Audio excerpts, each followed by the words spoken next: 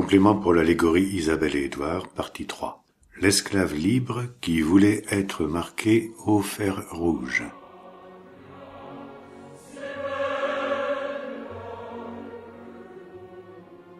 Isa est revenue le lendemain en pleine forme et avec un désir exacerbé.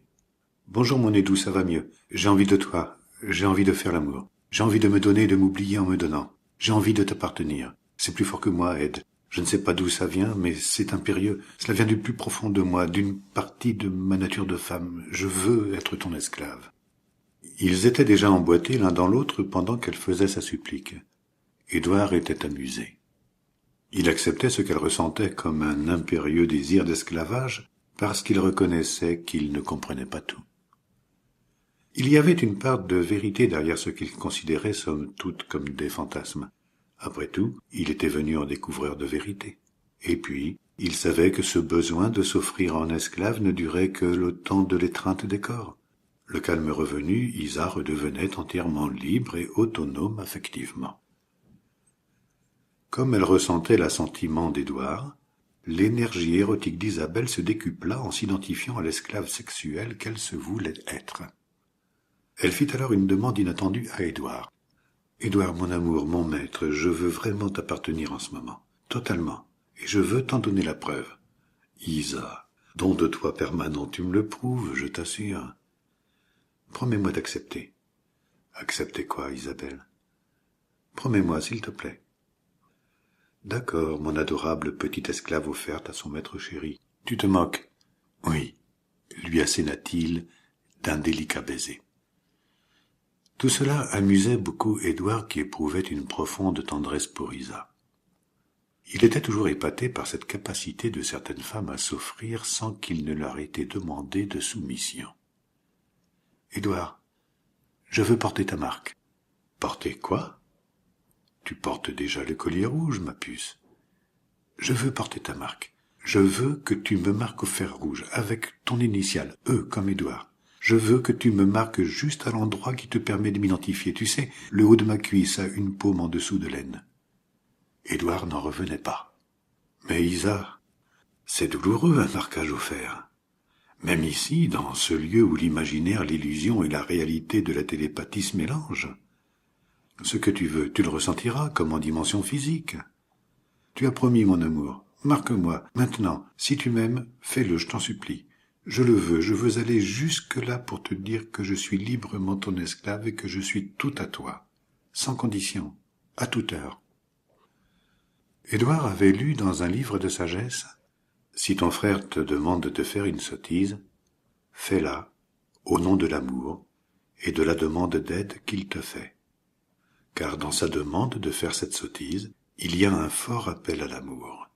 Puisque tu prétends vouloir assumer d'être lumière, réponds à l'amour et accomplis la sottise demandée. Tu ne seras pas jugé. Cette sottise n'est pas la tienne, et c'est l'amour que tu laisses passer pour aider un frère. » Et une autre citation. « Tu veux la preuve, tu auras l'épreuve. » Autre parole de sage. Édouard, qui trouvait intellectuellement séduisante l'idée de la complicité dans la sottise, se trouvait devant son épreuve. Alors, sans ressentir aucun sadisme, mais avec la détermination d'agréer à la demande d'Isa, il prit un fer à son initiale, et l'ayant porté au rouge, il écarta la cuisse d'Isa. Isa était impatiente de se soumettre au marquage qu'elle attendait comme une preuve réciproque de leur amour. Édouard appuya sur la chair, exactement à l'endroit désigné par Isa, et maintint la pression, légère quand même, pendant 2 secondes, pas plus. Isa se mit à hurler de douleur. Un cri interminable qui exprimait une inacceptable douleur physique et aussi quelque chose de particulier comme de la satisfaction et de la reconnaissance. Mais ce cri, sur la fin de l'expiration, indiquait encore autre chose. Elle s'abandonna à la douleur, ne sachant à quoi s'agripper qui pourrait la distraire de cette sensation de brûlure horrible. Elle se sentit réellement l'esclave d'Ed et sa propriété. C'est alors qu'elle se relâcha complètement. On eût dit qu'elle s'évanouissait. Son cri, qui se terminait maintenant, exprimait un sentiment de libération. Édouard était dans l'incompréhension totale, mais entourait Isa d'un rayonnement de compassion. Elle n'était pas vraiment évanouie, mais elle semblait ailleurs, sereine et dans une très grande paix. Isa revint à elle et embrassa Édouard. « Merci, Ed, merci. Oh, je t'aime, je t'aime, je t'aime, je veux que tu me marques encore. » Elle regarda sa cuisse flétrie avec amusement. « Isa, sois raisonnable, ma douce. Attends un peu. Reviens complètement à toi d'abord et ensuite tu me feras part de ce que tu as trouvé dans cette expérience que tu t'es infligée. »« D'accord, Ed, tu as raison. C'est très ambigu. Quand je te demande de recommencer sur le creux de mes fesses cette fois, c'est un appel réel que je ressens d'une partie de moi. Mais en fait, j'ai fait une découverte et c'est grâce à toi, mon Édou, parce que tu as accepté de me suivre. » « Et ta découverte, c'est ? » « Eh bien, tu me disais souvent que nous ne sommes pas notre corps, mais que nous croyons l'être, parce que c'est l'intérêt de l'ego de nous le faire croire. Intellectuellement, comme toujours, on peut penser que c'est vrai, puisqu'on croit aux réincarnations. C'est forcément que nous ne sommes pas des corps, du moins entre deux incarnations. Nous sommes toujours nous. Mais croire en pensée et savoir en conscience en son esprit sont deux choses différentes. On dit qu'on n'est pas un corps. Mais dès qu'on a une grippe ou une maladie douloureuse, on dit sans cesse « Je ne vais pas bien, je souffre, mon Dieu, je souffre, je suis malade. » Et maintenant, tu sais vraiment que tu n'es pas un corps. Pourtant, tu as hurlé de douleur. Oui, Ed, mais comme tu l'as vu, la douleur tant demandée, en fait, était si insupportable pour mon esprit, peut-être un petit peu tordu qui réclamait le fer rougi sur ma chair, que je me suis échappé. Je suis littéralement sorti de mon corps, Ed. Et je ne ressentais plus la douleur. Et pourtant, j'étais toujours consciente d'être moi. J'étais moi, Ed, moi, sans corps.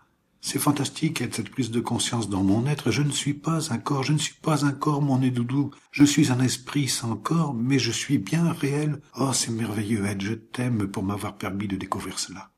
Quant à celle qui réclame le marquage, je crois qu'en effet, ce n'est pas moi, mais un rôle que notre cher ami l'ego veut me faire jouer. Mais pourquoi cet attrait de la douleur ? Chaque chose en son temps, ma libre compagne d'études et d'amour. Ça va ta cuisse ? Ben, maintenant que je suis revenu dans mon corps, je ressens la brûlure et c'est pas vraiment agréable. Oh, Ed, c'est terrible ça. Je viens d'avoir la certitude pendant un instant d'être qui je suis vraiment, et donc avoir la preuve que je ne suis pas un corps, et vlan, je souffre dans ma cuisse. Comment expliquer cela ? On va en parler. Mais je me suis moi aussi interrogé sur ce phénomène pour avoir de brefs instants senti comme toi que j'étais un être libre, lumineux et pleinement aimant. Et pourtant, les instants suivants, je redeviens ce que je crois être. À tort, me semble-t-il. Mais j'ai beau dire intellectuellement que je ne suis pas un corps, c'est comme s'il me répondait « Et pourtant si, mon pote, je suis toi et tu es moi. » Bon, pour l'instant, servons-nous du pouvoir de l'imagination. Il est inutile que tu éprouves des sensations douloureuses et agréables, car tu n'es pas masochiste au fond de toi. Alors voilà, je passe la main au-dessus de ta cuisse. Fini. Plus de marque. Édouard dépose un baiser sur ce haut de cuisse qui l'a impressionné dès leurs premiers ébats. Isabelle ne sentait plus aucune douleur. Elle n'était plus esclave dans sa tête. Les fantasmes avaient laissé la place à la réalité de l'amour qui circulait entre eux depuis le cœur. Amour, tendresse. Elle s'abandonna dans les bras d'Ed avec confiance et bonheur. Ed lui caressait le bas des lombaires et le dos entre les omoplates. Isa ronronnait. Puis l'amour-désir prit vite le relais de l'amour-tendresse, et la fougue imposa son rythme à leurs corps à nouveau emboîtés. « Ed, ça me reprend. »« Quoi ? J'ai envie de t'appartenir, je veux t'appartenir, Ed, j'en ai besoin, je ne sais pas pourquoi il le faut, je le veux. » Ed se mit à rire gentiment. « Isa, ma pure énergie solaire, je te préviens, pas de fer rouge. Non, Ed, mais s'il te plaît, laisse-moi t'appartenir, maintenant, oui, comme ça, je suis à toi, oh, comme c'est bon et doux. » Édouard et Isa n'étaient pas dupes. Le fantasme était vécu comme si c'était la réalité. Il exacerbait le désir et l'énergie sexuelle et conduisait au plaisir. Mais derrière le plaisir était la réalité d'un amour joyeux qui se servait de deux corps pour se manifester. Et là était l'essentiel et l'innocence. Le reste n'est que jugement. Mais qui juge? L'ego de chacun, qui n'apprécie pas que leur esprit conscient et libre se serve de lui. Il les attendrait au tournant et leur ferait payer cher. L'ego aime faire souffrir. Il ne se sert de l'amour que pour éveiller les rancunes, les frustrations, les petites et les grandes haines. Eux, ils osaient se servir de leur corps en jouant de leur folie contrôlée, disait-il, pour laisser passer un amour qui ne se sentait pas coupable. Mais était-il bien sûr de triompher de l'ego et de vivre l'amour authentique? Peut-on vraiment mener un combat contre ce tyran qui vous fait haïr ou craindre l'amour, parce que l'amour qu'il vous tend comme une carotte vous conduit toujours à la haine et à la rupture dans son monde malade? L'ego ne vit que pour la séparation et par la peur de la séparation. L'amour offert par l'ego rend coupable. Toujours. Il est illusion temporaire d'un petit bonheur. Peut-on en même temps laisser passer librement l'amour véritable qui ne s'est allé que vers l'amour sans autre considération de quoi que ce soit d'autre, et surtout pas des combats auxquels il est invité et qu'il ne connaît pas?